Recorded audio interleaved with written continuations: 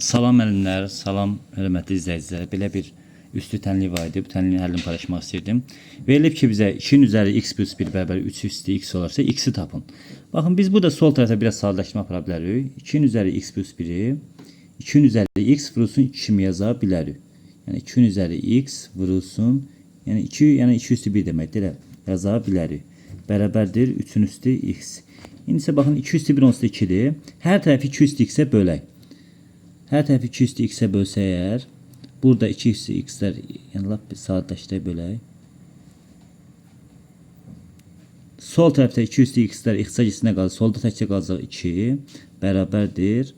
Burada qalacaq 3'ün üzəri x bölünsün 2'nin üzəri x.